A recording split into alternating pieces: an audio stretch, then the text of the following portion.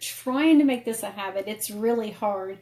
But welcome to my third Tips on Tuesday.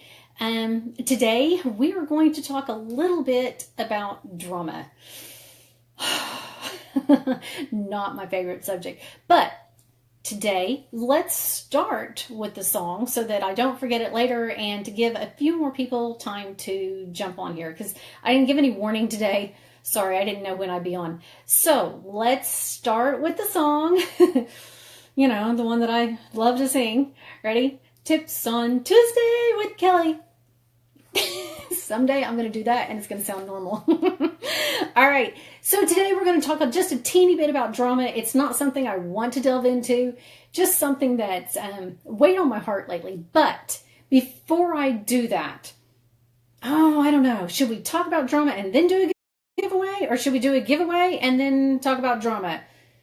First one to give me an answer, it's what I'm going to do. Ready? And I'm waiting. I see you on here. I'm waiting. Don't want to wait very long. Give me an answer. Do I talk about drama first, then do the giveaway? Or do I do the giveaway and then talk about drama? Which one should I do? Which one should I do? No one's answering me. I got a like. Thank you. All right, I'm going to ask one more time. Do the drama first. All right, we'll talk about drama first. Thank you, Cassidy. All right, okay, so let's talk about drama. I really thought I was going to do it the other way around.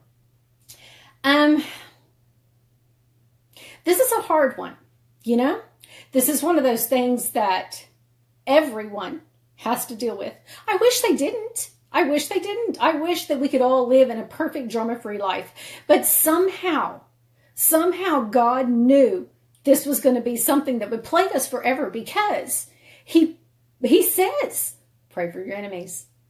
He says it. He talks about gossip. He talks about a lot of things that pretty much tells you, okay, I'm not focusing here. That's weird. That pretty much tells you that we're going to be dealing with drama because it's always been there. And the sad part about it is sometimes the drama is not just people we know. Sometimes it's family. Sometimes it's friends. Sometimes it's people we have to we have to deal with. So I'm going to go back a little bit and tell you just a little bit about me. I've had a very blessed life. I mean, I really have. My sister was married when I was 18 months old. I literally don't remember her being there. I was raised as an only child. My dad was very, very easygoing. And my mother was very much, this is how it is. So there was no drama. I went through most of my life without any. In fact, I don't really remember any hardships in my life until about middle school. Oh, dreaded middle school. Now, I will say this. Not that my parents didn't have things that went on within their life. They did. But they didn't ever discuss it around me. So I wasn't brought into that. One of the worst things you could do is talk about your problems, whether it be bills or dealing with a friend or dealing with a loved one in front of your kids. Your kids don't need that. My parents blessed me and never talked about stuff like that in front of me. I actually learned that from my dad because he never heard any of that from his mom and dad. Never heard them argue once in his entire life. And I thought, wow, wouldn't that be a blessed thing? And so they did that for me. They never argued in front of me. Now, my mom every once in a while would go, now, Kenneth, or Kenneth, you stop that right now. If you know my mom, you can hear it. And my dad would grin, but that's not an argument. That's not an argument. I never heard my parents argue. So therefore, my husband and I have never done it ourselves. I don't deal with arguing very well. I take things like that on too much. It's very stressful for me. I don't handle it well. And I'm not saying that I'd handle it better if my parents would have done it in front of me. I'm saying that they blessed me. I didn't have to deal with that. And therefore, I didn't want my kids to deal with it. And how many people can say, I've never really had an argument with my husband. We've been married for over 20 some years. Now, that doesn't mean we've never disagreed. We have disagreed on things. And there are times when we've agreed to just walk away. But we come back and we talk about it and we come to an agreement. Sometimes the agreement's not to agree, but we almost always come to an agreement. We've never argued. That's a blessed thing you can give to your children, and that's a blessed thing you can do for a marriage. But that's not why I'm here. We're here to talk about drama. So the first time that I dealt with drama was probably in middle school, because it's a hormonal, emotional, wonderful age, and people tend to take it out on other people. I was bullied a little bit. And I remember coming home and crying and begging, please send me to another school. It's got to be better at another school. If I went to this school, I have a great marriage. If I was at a different school, this drama wouldn't be part of my life, right?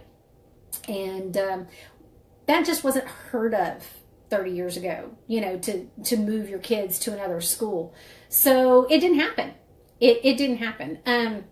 I was basically told I had to deal with it. And I did. I stuck close to my friends because I found out your friends are always going to have your back. Now, every once in a while, my friends would be part of the drama because we would be like, okay, who gets dibs on that new guy? Because, yeah, that was a thing. But you know what? It was just a guy. And usually it was whoever spoke about them first got first dibs. That's generally how it was. We were pretty cool about that. And things like that didn't happen very often. And when they did, we figured it out pretty quick. It wasn't part of our thing. We weren't catty. I grew up with some great, great friends that are still my friends to this day. And I've really lived a blessed life. Now, our kids, unfortunately, don't have that privilege, because now, besides school and church and family, they have to deal with social media, because social media is a huge part of life. And something that I found out was that the worst thing that you can do, and it's really hard for kids and it's really hard for me, but the worst thing that you can do is wake up and open up your social media. It's the worst thing, because you sit there and you see, traffic, blah, the weather, my kids are sick, got to go to the grocery store. Just no one seems to wake up, with the exception, I have two people that I love that are like, good morning, it's a beautiful day, have a great day, everyone. I love those people. Love those people. But you don't see a lot of it. So I read a book once that said, how can you constantly feed or give to your family, give to your team, give to your children, give to your friends, if you yourself are not full? And they basically said, wake up every morning and do something for you. Words of affirmation, read a devotional, open up the Bible, read a couple scriptures, listen to good music, spend a couple of hours exercising, not a couple of hours exercising, spend a couple of hours concentrating on yourself. Fill your body, fill your soul with good things so that you can feed others your happiness. Because you cannot keep giving if you yourself are empty. It will wear you out. And kids this day have to deal with social media being a part of life. It's everywhere, between Instagram and Twitter and Facebook and Snapchat and all these things, that it's life nowadays. Some of it I love. Some of it I love. I love the fact that I can now keep tabs on my really good friends all the way in California or Colorado or Kansas. And I even have friends in Canada. And I know what's going on in their life, and it's wonderful. They've had marriages, they've had babies, they've had grandchildren, they've got new puppies. It's all beautiful. And I love the fact that I can see that.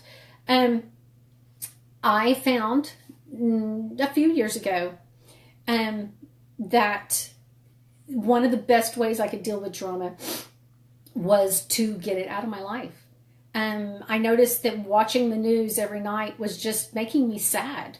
I no longer wanted to watch it. It no longer interested me. And my mom would freak out and she'd go, well, how do you know what the weather's going to be? Well, there's an app for that. I just open the app up and go, oh, it's going to be cold today. Oh, the roads are going to be bad today. Oh, it's going to snow. It's going to rain. Whatever. I have an app. I don't need to watch the news for 20 minutes to find out that it's going to be cold tomorrow anymore. And it made a big difference.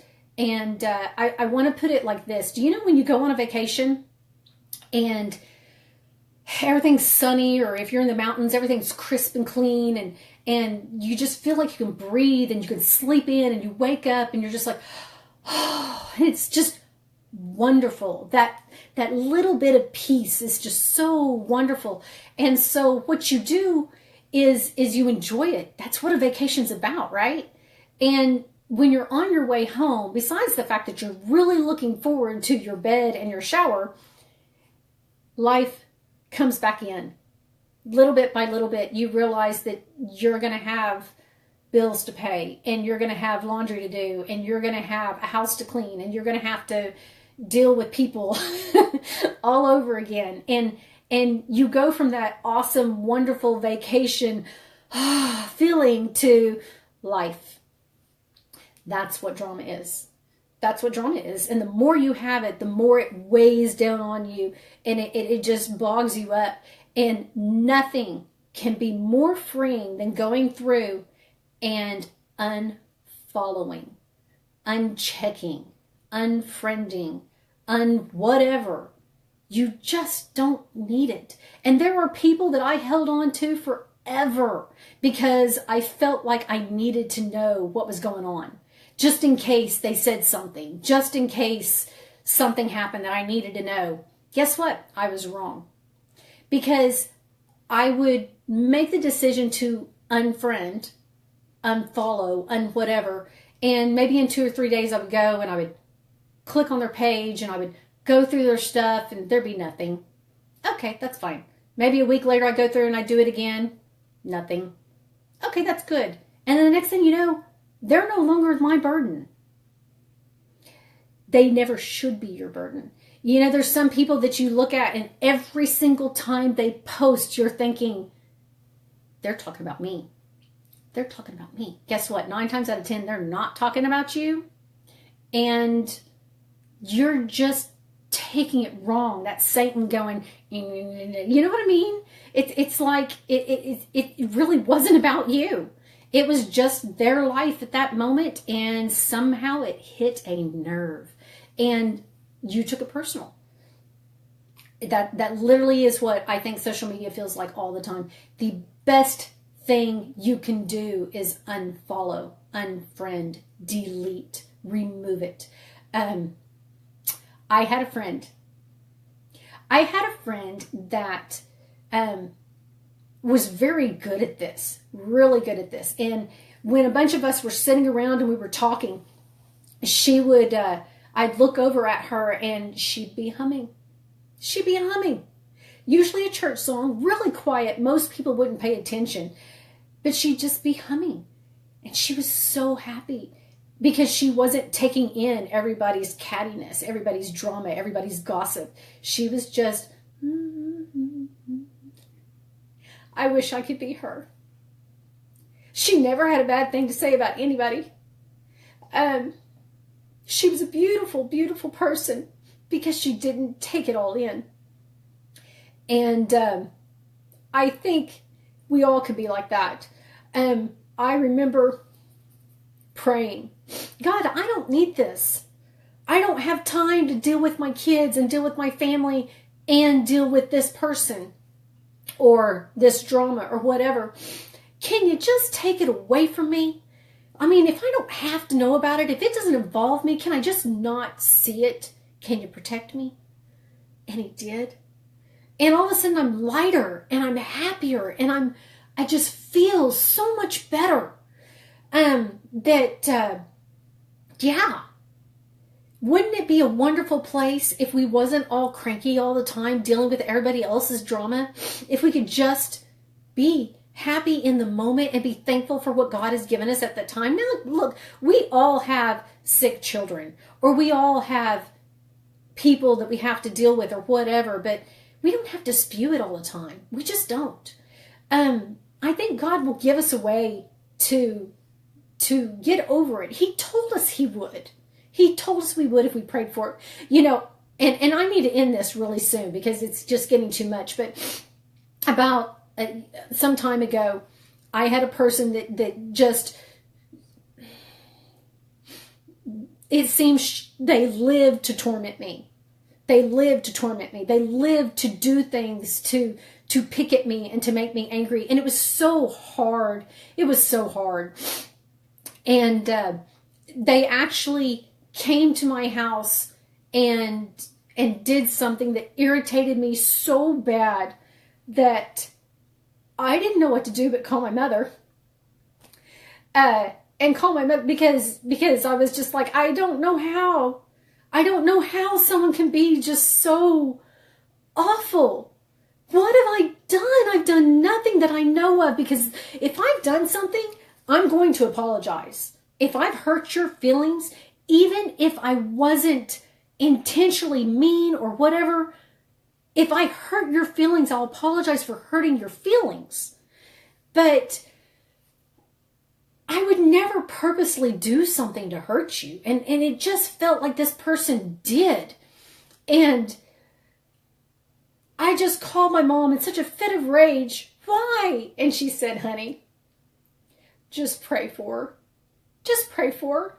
And as the words came out of my mouth, I don't want to. I knew I was wrong. I knew I was wrong. And I had to sit there and I had to think, wow, can I really dislike someone so bad that I can't even pray for them? And I knew it was wrong. So I had to sit there and I had to think about that. And it took about a day or so when I finally got down and said, okay, you got to help me through this. And so I started small. God, I don't wish ill will on this person at all. I don't want their life to be horrible. I don't want it to be miserable. I would prefer them to be happy. And I would prefer them to leave me out of it. I would prefer them to not involve me. And then it got a little easier. God, if you could just bless this person. If you could just bring some happiness into their life where I no longer matter. If you could give them some peace and some comfort to where they're happy, then maybe they won't feel the need to make me so miserable. And it was probably, I got to get up and walk away going, okay, it's yours, God. I gave it to you. I gave it to you. You handle it, because I've tried for years and I can't. I don't know how to make this person happy. I don't know how to make them stop being so mean with me. So God, I give it to you. Bless them. Bless them. Help them so that I no longer matter to them. And it was a few weeks later, when I kind of got the message in a not nice spirited way. But basically they said, you know what? We don't have to deal with each other anymore. I'm okay if you never call me again. If you never message me. If we never see each other. And I thought, how sad. How sad. But at the same time, that was my answer. God took it away. They finally came to the point where they no longer had to be a part of my life because I gave it to God. It was hard, but I did it. And I think that everybody can. But when we tell our kids, pray for them, you know that kid is thinking the same thing I did. I don't want to. Why, if someone can make me so miserable, would I do something that could bless them? Guess what? It works. Maybe you need to do it with them. Maybe you need to learn how to do baby steps. Maybe it's not bless them, but help them so they no longer feel the need to pick on me. Maybe that's all it is. So We all know what to do when someone's bullying us or picking on us or tormenting us or causing drama in our life that we just don't need. We know it. And let me tell you why. I asked the question earlier, how do you deal with drama? And I'm going to read you a few of the answers. Bless their hearts. Give it to God. Rise above. Find the positives. Do not manifest in it. Do not become a part of it. You do not need to engage. Close Facebook. Go for a ride. Go for a walk. I know that person loves to ride motorcycles, and that's their joy time. Go for a walk. Go for a drive in your car. Listen to music. Music is so powerful. Sometimes, I mean, seriously, I just walk away. When I see something that aggravates me on Facebook, I almost never reply right away. Almost never. I walk away and I think about it. It might take me a day or two to think about it. And then sometimes it doesn't matter. And sometimes I'm like, okay, now it's time to answer.